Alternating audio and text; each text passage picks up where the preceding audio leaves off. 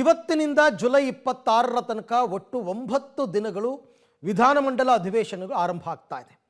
ಈ ಸರ್ತಿ ವಿರೋಧ ಪಕ್ಷಕ್ಕೆ ಸಾಕಷ್ಟು ದೊಡ್ಡ ದೊಡ್ಡ ಅಸ್ತ್ರಗಳು ಸಿಕ್ಕಿದೆ. ಹಾಗಾಗಿ ಟಾರ್ಗೆಟ್ ಸದನ 3 ವಿಚಾರ, ಒಬ್ಬರೇ ಟಾರ್ಗೆಟ್.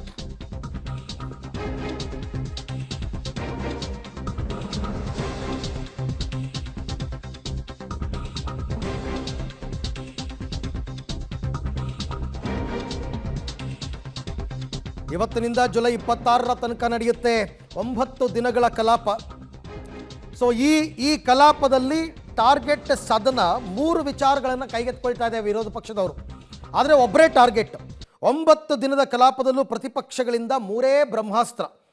ಹಾಗಾಗಿ ಇಕ್ಕಟ್ಟಿಗೆ ಸಿಕ್ಕಾಕೋತಾರ CM ಸಿದ್ದರಾಮಯ್ಯ, ಅಥವಾ ಇವರು ಕೂಡ ಪ್ರತಿದಾಳಿ ಏನಾದರೂ ಮಾಡ್ತಾರಾ? ಬಹುತೇಕ ಸುಮ್ಮನೆ ಕೂರ್ತಕ್ಕಂಥವ್ರಲ್ಲ, ಅವರು ಕೂಡ ಕೆಲವೊಂದು ಅಸ್ತ್ರಗಳನ್ನು ತಮ್ಮ ಬತ್ತಳಿಕೆಯಲ್ಲಿ ಇಟ್ಟುಕೊಂಡಿದ್ದಾರೆ. BJP JDS ರಣರಣ, ಕಾಂಗ್ರೆಸ್ನಿಂದಲೂ ಕೂಡ ಪ್ರತಿಬಾಣ ಎರಡೂ ಕೂಡ ರೆಡಿಯಾಗಿದೆ. ನನ್ನ ಪ್ರಕಾರ ಮೊದಲನೇ ದಿನ ಇವತ್ತು ಮೃತಪಟ್ಟಂಥವರಿಗೆ ಶ್ರದ್ಧಾಂಜಲಿಯನ್ನು ಸಲ್ಲಿಸಿ ಚೀಫ್ ಸೆಕ್ರೆಟರಿ ಅವ್ರದ್ದು ಒಂದಷ್ಟು ಎಲ್ಲ ಇದನ್ನು ತಗೊಳ್ತಾರೆ ಅಷ್ಟೇ. ನಾಳೆಯಿಂದ ಎಕ್ಸಾಕ್ಟಾಗಿ ಶುರುವಾಗ್ತಕ್ಕಂಥದ್ದು ಚರ್ಚೆ. ಹಾಗಾಗಿ 3 ಪ್ರಮುಖ ಅಸ್ತ್ರಗಳು ಪ್ರತಿಪಕ್ಷಗಳಿಗೆ ಸಿಕ್ಕಿದೆ.